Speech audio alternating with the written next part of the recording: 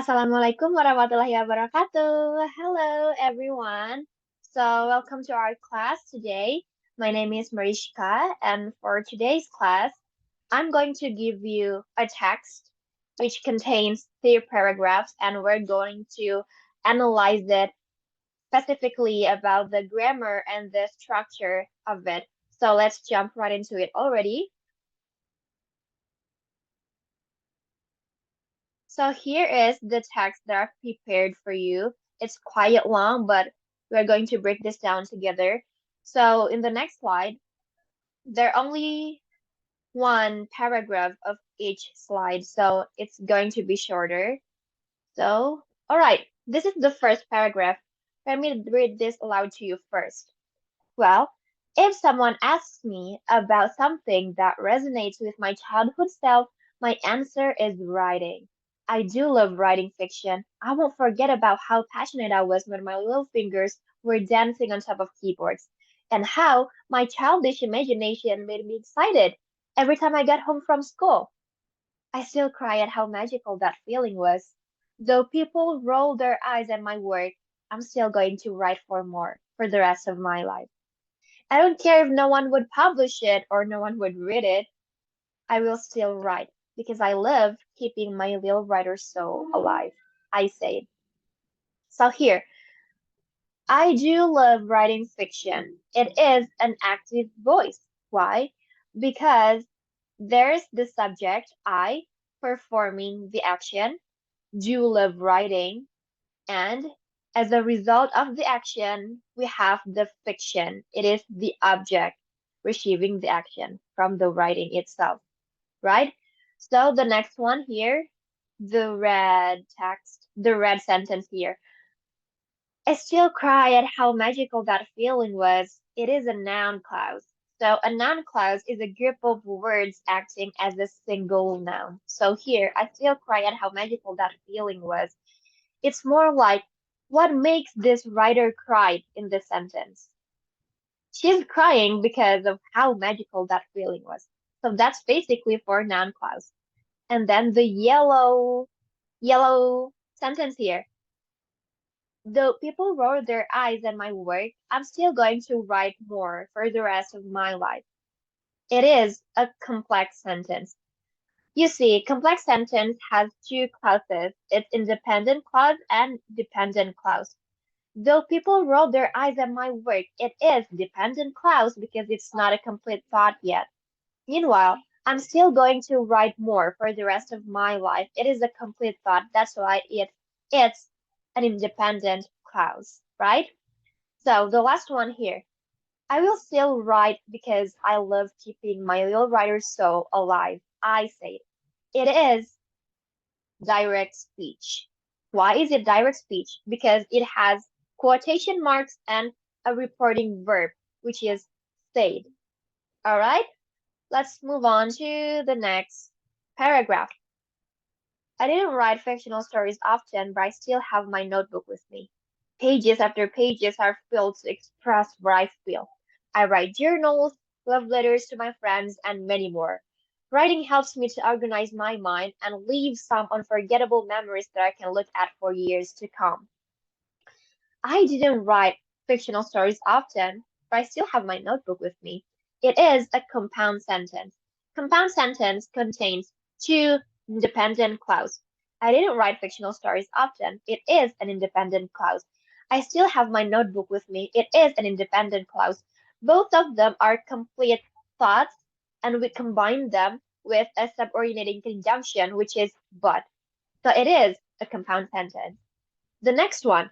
Pages after pages are filled to express what I feel. It is a passive voice because the subject, rather than performing it, it receives an action. So pages after pages is the subject, right? And are filled. It emphasizes what's happening to these pages instead of what these pages are doing. So that's why it is passive voice. And then I write journals, love letters to my friends, and many more. It is a simple sentence, even though it's quite long, right? But the fact here, it is only has one subject, and one verb. I and write. All right. And simple sentence has always this characteristics where they are very straightforward without adding any additional clauses or subordinating conjunction. So this is simple sentence. Let's move on to the next paragraph. It is the last one and it's quite long. All right. My notebook, which nobody can ever get access to it, is everything. When I feel stressed out, I only need myself and that notebook, and I tell my hurdles to no one. I say to myself the other day when my mental breakdown hit that I had to get it together. I only needed to write these down and I would be all right. For me, telling something that I think is negative to someone makes the problems look even worse than they actually are. On the flip side, dealing with it alone makes me feel helpless and powerless. When those times come, I can't think of anything else except to find a book and jot down anything on it. No matter how stressful I feel, I can still write anything mindlessly.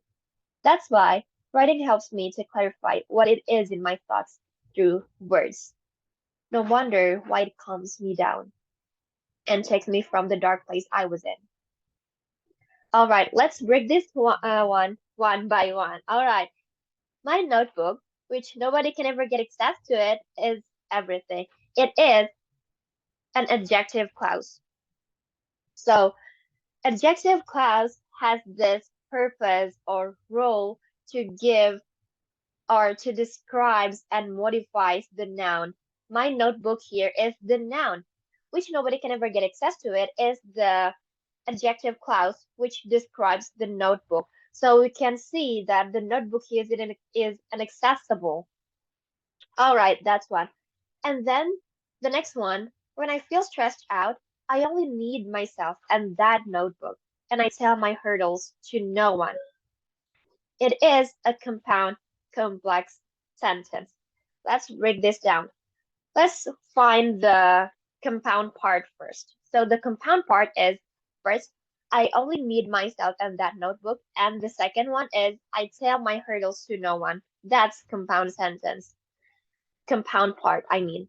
And when I feel stressed out, it is the dependent clause, right? Because it's not a complete thought yet. It's different from the I only need myself and the I tell my hurdles to no one. They are complete thoughts by itself.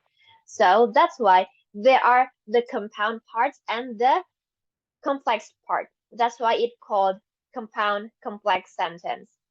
Compound complex sentence contains at least one dependent clause and at least two independent clause.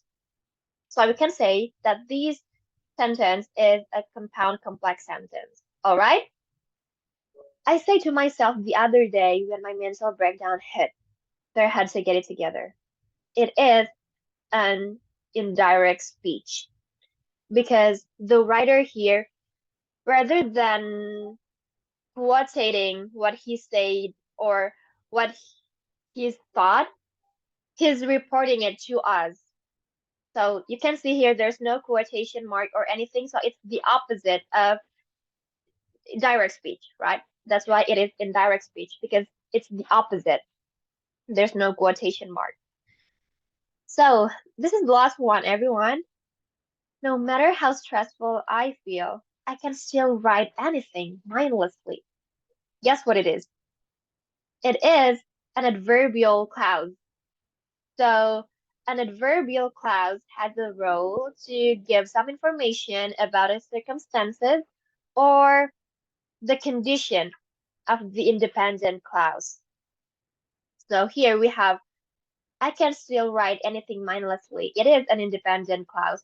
And no matter how stressful I feel, it is the adverbial clause. So we can see what's happening in the writer here.